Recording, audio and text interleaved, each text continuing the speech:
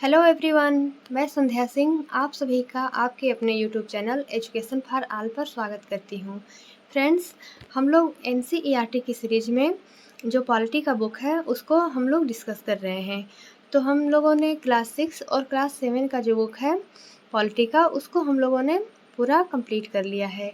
और अब हम लोग जो क्लास 8 का बुक है उसको हम लोग अब डिस्कस कर रहे हैं, जिसमें कि हम लोगों ने चार लेसन है उसको हम लोगों ने पूरा कंप्लीट कर लिया है। और आज हम लोग जो 5वां चैप्टर है उसको उसको आज हम लोग डिस्कस करेंगे। तो आइए हम लोग देखते हैं कि जो ये 5वां चैप्टर है इसमें क्या दिया है। तो चैप्टर का नाम है हाशियाकरण की समझ। हाशियाकरण की समझ इस चैप्टर का नाम है। तो इसमें हम लोग देखेंगे कि हाशियाकरण क्या होता है। इसमें हाशियाकरण की समझ के बारे में दिया गया है कि हाशियाकरण से क्या तात्पर्य है, हाशियाकरण किसको कहा जाता है। जैसा कि आप लोग जानते हैं कि जो कॉपी के पन्ने होते हैं, तो कॉपी के पन्नों के बाईं ओर कुछ खाली जगह हम लोग छोड़ते हैं वहाँ पर, और जो उसके आगे का जो पन्ना होता है तो उस पे हम लोग लिखते हैं। तो जो बाईं ओर का साइड होता है उसको हम लोग छोड़ देते हैं, तो वो एक तरह से एक अलग तरह पड़ जाता है, उसमें जो मेन पॉइंट होता है वो नहीं लिखा जाता है। तो ऐसा ही कुछ समाज में भी होता है। हाशियाई का मतलब होता है कि जिसे किनारे या फिर हाशिए पर धकेल दिया गया हो। जैसा कि कॉपी में होता है कि कॉपी में जो हाशिया होता है वो हाशिया के जो बाएं साइड में होता है वो ज़्यादा इम्पोर्टेंट नहीं होता है। उसी तरह से समाज में भी होता है। समाज में भी जो हाशिया समुदाय जो होता है वो जो समाज होता है उसके केंद्र में नहीं रह जाता है, बल्कि उसको एक किनारे पर धकेल दिया जाता है। जैसे कि इसमें दिया है कि यह एक ऐसा चीज़ है जिसको आप लोगों ने अपनी कक्षा या फिर खेल के मैदान में भी कभी न कभी महसूस किया होगा। अगर आप अपनी कक्षा के ज़्यादा बच्चों जैसे नहीं हैं, यानी कि कुछ बच्चे जैसे हैं कि संगीत या फ़िल्मों में आपकी रुचि अलग तरह की है, या फिर आपका बोलने का ढंग औरों से अलग है, और अगर आप औरों की तरह गपशप में ज़्यादा मज़ा नहीं लेते, अगर आप वह खेल नहीं खेलते जो कि अधिकतर बच्चे खेलते हैं, और अगर आपका पहनावा अलग है, तो इस बात की गुंजाइश बढ़ जाएगी कि आपके संगी साथी आपको अपने बीच का नहीं मानेंगे।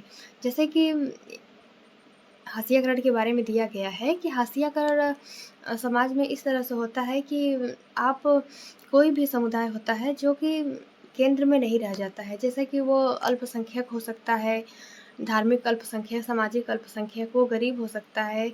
ऐसे मतलब कि जो औरों से अलग दिखते हैं, तो उनको हम लोग हाशियाई समुदाय कहते हैं, जो कि समाज के केंद्र में नहीं रहते हैं। तो इसी तरह से हम लोग देखते हैं कि जो व्यक्ति समाज के केंद्र में नहीं रहते हैं उनको हम लोग हाशिया समुदाय कह सकते हैं। आगे फिर है कि उनके हाशियाकरण की वजह से यह हो सकती है कि वे अलग भाषा बोलते हैं, अलग रीति-रिवाज है, या बहुसंख्यक समुदाय के मुकाबले में किसी दूसरे धर्म के हैं। तो वही चीज़ यहाँ पे दिया है कि जो हाशियाकरण इस वजह से हो सकती है कि जो हाशियाई समुदाय है वो उनकी अलग भाषा होती है जो कि अधिकतर लोग नहीं बोलते हैं। उनका अलग रीति-रिवाज हो सकता है, या फिर वे बहुसंख्यक समुदाय के मुकाबले में किसी दूसरे धर्म के हैं, मतलब कि धार्मिक अल्पसंख्यक भी हो सकते हैं। तो जिनकी संख्या अधिक नहीं है, जो कि कम संख्या में है, या फिर वो भाषा में हो सकते हैं, चाहे रीति-रिवाज में हो सकते हैं, या फिर धार्मिक मामले में हो सकते हैं। तो जो अन्य समुदायों से अलग होते हैं तो उनको हम लोग हाशियाई समुदाय के नाम से जानते हैं। आगे फिर है कि कई बार हाशियाई समुदायों को लोग दुश्मनी और डर के भाव से भी देखते हैं। जो हाशियाई समुदाय होते हैं उनको लोग डर और दुश्मनी के भाव से इसलिए देखते हैं क्योंकि उनकी संख्या कम होती है। तो जो बहुसंख्यक होते हैं उनको लगता है कि कहीं ये आतंकवादी तो नहीं है, या फिर ऐसा कई विचारधाराएं उनके बारे में बना ली जाती हैं, तो इसलिए उनको दुश्मनी या फिर डर के भाव से भी देखा जाता है। फासले और अलग-थलग किए जाने का यह एहसास समुदायों को संसाधनों और मौका देने का फ़ायदा उठाने से रोकते हैं। तो जो अलग-थलग समुदाय पड़ जाते हैं, जैसे कि जो हाशियाई समुदाय हो जाते हैं, तो उनको जो संसाधन होते हैं, उनको उसमें समान रूप से लाभ नहीं मिल पाता है, क्योंकि उनको एक अलग-थलग समाज के रूप में देखा जाता है, और उनको वो सारी सुविधाएँ प्राप्त नहीं होती हैं जिनको कि समाज के अन्य जो सामान्य वर्ग के होते हैं उनको प्राप्त होती हैं।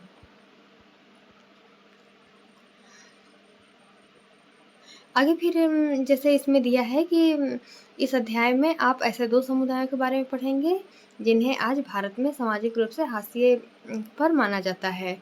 तो इस बुक में, इस अध्याय में ऐसे 2 समाजों के बारे में दिया है जिसको कि हाशियाई समुदाय माना जाता है। जैसे कि पहला है आदिवासी। आदिवासियों को भी हाशियाई समुदाय माना जाता है क्योंकि उनको भी एक तरह से एक अलग-थलग माना जाता है क्योंकि वो भी समाज के केंद्र में नहीं रहते हैं, उनको पिछड़ा माना जाता है। और एक मुस्लिम भी हो गए, मुस्लिम भी धार्मिक अल्पसंख्यक हैं क्योंकि मुस्लिमों की संख्या भारत में कम है, तो उनको धार्मिक अल्पसंख्यक माना जाता है, तो उनको भी एक हाशियाई समुदाय की तरह ही देखा जाता है। अब जो पहला समुदाय है, हाशियाई समुदाय, वो है आदिवासी। तो हम लोग देखते हैं कि आदिवासी किसको कहा जाता है। यहाँ पहले आदिवासी का अर्थ दिया है कि आदिवासी किसको कहते हैं। तो यहाँ पे दिया है कि आदिवासी शब्द का मतलब होता है कि मूल निवासी। मतलब आदिवासी शब्द जो कि जंगलों में हमेशा से निवास करते आए हैं, जो प्रकृति के बीच में अपना जीवन यापन करते आए हैं, तो उनको हम लोग मूल निवासी कहते हैं। और जो आदिवासी शब्द का मतलब ही होता है कि मूल निवासी। ये ऐसे समुदाय होते हैं जो कि जंगलों के साथ जीते आए हैं और आज भी उसी तरह से जी रहे हैं। भारत की लगभग 8% आबादी आदिवासियों की है। यह इम्पोर्टेंट पॉइंट है कि भारत की कितनी प्रतिशत आबादी आदिवासियों की है, तो जो भारत की 8% आबादी है ये आदिवासियों की है। और फिर आगे है कि भारत में 500 से ज़्यादा तरह के आदिवासी समूह हैं और जो ये आदिवासी समूहों की अधिक से अधिक संख्या है वो छत्तीसगढ़, झारखंड, मध्य प्रदेश, उड़ीसा, गुजरात, महाराष्ट्र, राजस्थान, आंध्र प्रदेश, पश्चिम बंगाल तथा उत्तर पूर्व के जो अरुणाचल प्रदेश, असम, मणिपुर, मेघालय, मिजोरम, नागालैंड और त्रिपुरा आदि राज्यों में आदिवासियों की संख्या काफ़ी ज़्यादा है। तो भारत में कुल 500 से ज़्यादा तरह के आदिवासी समूहों की संख्या है और इनकी संख्या जो छत्तीसगढ़, झारखंड, मध्य प्रदेश, उड़ीसा, गुजरात, महाराष्ट्र, आंध्र प्रदेश और फिर उत्तर पूर्व के जो राज्य हैं जैसे कि अरुणाचल प्रदेश, असम, मणिपुर, मेघालय, इन राज्यों में भी आदिवासियों की संख्या ज़्यादा है। इसको आप लोग ध्यान में रखिएगा थोड़ा सा कि ये जो राज्य हैं तो इन राज्यों में आदिवासियों की संख्या ज़्यादा है। आगे फिर है कि आदिवासियों के बहुत सारे जनजातीय धर्म होते हैं। जो आदिवासी होते हैं उनके धर्म एकदम बिल्कुल अलग होते हैं। इनके जो जनजातीय धर्म हैं ये अन्य धर्मों से अलग होते हैं। उनके धर्म इस्लाम, हिंदू, ईसाई आदि धर्मों से बिल्कुल अलग हैं। वे अक्सर अपने पुरखों की या फिर गांव और प्रकृति की उपासना करते हैं। जो आदिवासी समूह होते हैं वे जो उपासना करते हैं वे अपने पुरखों की या फिर गांव और प्रकृति की ही उपासना करते हैं क्योंकि वे प्रकृति से एकदम करीबी से जुड़े होते हैं, तो इसलिए वे ज़्यादा से ज़्यादा प्रकृति की ही पूजा करते हैं। आगे फिर है कि आदिवासियों की जो संख्या है भारत में, तो उसमें जो आदिवासी जैसे कि बताया गया है कि भारत में लगभग 500 से भी अधिक तरह के आदिवासी समूह पाए जाते हैं। तो उनमें जो सबसे अधिक संख्या है तो उसमें संथाली बोलने वालों की संख्या सबसे ज़्यादा है। भारत में जितने भी आदिवासी समूह निवास करते हैं तो उसमें आदिवासी बोलने वालों की संख्या सबसे अधिक है।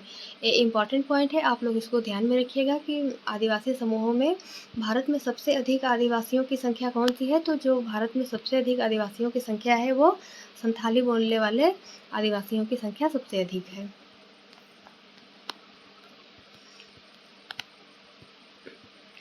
आगे फिर है, इसमें हम उन्हीं बिंदुओं को कवर किए हैं जहाँ से कि एग्जाम में क्वेश्चन पूछे जा सकते हैं। आगे है कि ग्रामीण इलाकों में 45% और शहरी इलाकों में 35% आदिवासी समूह गरीबी रेखा के नीचे गुजर बसर करते हैं। तो जो ग्रामीण इलाके हैं वहाँ पे 45% और शहरी इलाकों में 35%, जो इतनी जनसंख्या है, ये आदिवासी समूहों की इतनी जनसंख्या गरीबी रेखा के नीचे जीवन यापन व्यतीत करते हैं।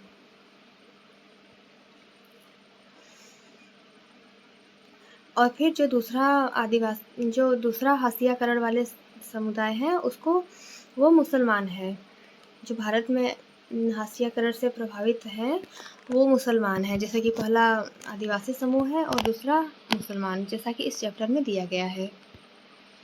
तो इसमें दिया है कि 2011 की जनगणना के अनुसार भारत की आबादी में मुसलमानों की संख्या 14.2% है और उन्हें हाशियाई समुदाय माना जाता है। तो जैसे यहाँ पर एक क्वेश्चन पूछा जा सकता है कि 2011 की जनगणना के अनुसार भारत की आबादी में मुसलमानों की संख्या कितनी है। तो 2011 की जनगणना के अनुसार भारत की आबादी में मुसलमानों की संख्या 14.2% है और उनको हाशियाई समुदाय माना जाता है, क्योंकि इनकी संख्या जो है ये बहुत ही कम है। 14.2% मतलब कि ये बहुत ही कम है, तो इनको हाशियाई समुदाय माना जाता है और ये धार्मिक हाशियाकरण के शिकार हैं। इनको धार्मिक हाशियाई समुदाय माना जा सकता है। आगे फिर मुसलमानों के जो अध्ययन करने के लिए एक समिति बनाई गई थी, उसी के बारे में यहाँ पर दिया गया है कि सच्चर समिति क्यों बनाई गई थी। तो यहाँ पे दिया गया है कि सरकार ने 2005 में एक उच्च स्तरीय समिति का गठन किया। न्यायमूर्ति राजेंद्र सच्चर की अध्यक्षता में बनाई गई इस समिति ने भारत में मुस्लिम समुदायों की सामाजिक, आर्थिक और शैक्षणिक स्थिति का जायजा लिया। रिपोर्ट में इस समुदाय के हाशियाकरण का विस्तार से अध्ययन किया गया है। तो जो ये सच्चर समिति है ये क्यों बनाई गई थी, तो ये मुसलमान समुदाय जो है इनकी सामाजिक, आर्थिक और शैक्षणिक स्थिति का जायजा लेने के लिए बनाया गया था। तो इसको आप लोग ध्यान में रखिएगा कि जो ये सच्चर समिति है इसका जो निर्माण है ये किस उद्देश्य से किया गया था। तो ये मुसलमानों की सामाजिक, आर्थिक और शैक्षणिक स्थिति का जायजा लेने के लिए बनाया गया था कि जो भारत में मुसलमानों की स्थिति है वो क्या है। और रिपोर्ट में इस समुदाय के हाशियाकरण का विस्तार से अध्ययन किया गया है। तो ये जो सच्चर समिति है ये मुसलमानों के हाशियाकरण के बारे में बताया गया है इसमें।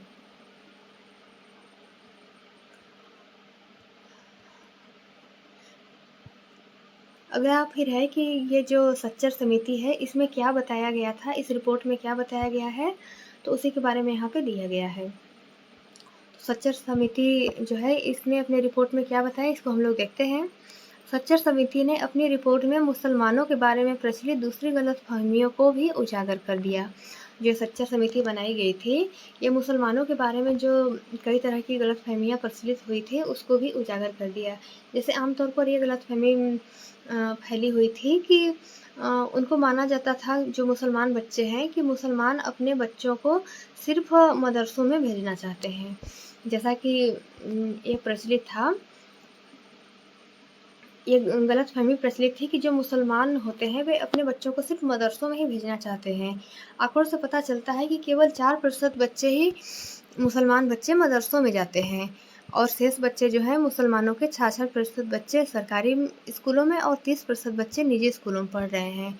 तो ऐसा नहीं है कि जो मुसलमान हैं वे अपने बच्चों को केवल मदरसों में ही भेजना चाहते हैं। जो इस सच्चर समिति की रिपोर्ट आई तो इसमें यह आंकड़ों से पता चला कि मुसलमानों के केवल 4% बच्चे ही मदरसों में जाते हैं, बाकी शेष जो 66% बच्चे हैं वो सरकारी स्कूलों में पढ़ते हैं और जो 30% बच्चे हैं वो निजी स्कूलों में पढ़ रहे हैं। तो ये जो गलतफहमियां थी इसको सच्चर समिति के द्वारा उजागर किया गया। इस चैप्टर में बस इतने ही महत्वपूर्ण पॉइंट थे, तो इसको हम लोगों ने पूरा कवर कर लिया है। अगर आप लोग बीपीएससी टीआरई 4 की तैयारी कर रहे हैं तो ये जो वीडियो है ये आप लोगों के लिए बहुत ही हेल्पफुल रहेगी, क्योंकि आप लोग जानते हैं कि बीपीएससी एग्ज़ाम में जो भी क्वेश्चन आते हैं वो एनसीईआरटी से ही आते हैं। तो ये वीडियो आप लोगों के लिए बहुत ही महत्वपूर्ण है।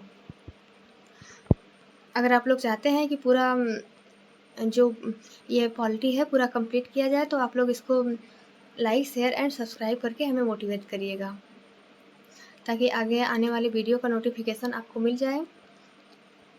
अगर वीडियो आपको पसंद आता है तो आप लोग इसको लाइक, शेयर एंड सब्सक्राइब करिएगा। वीडियो देखने के लिए आपका बहुत बहुत धन्यवाद।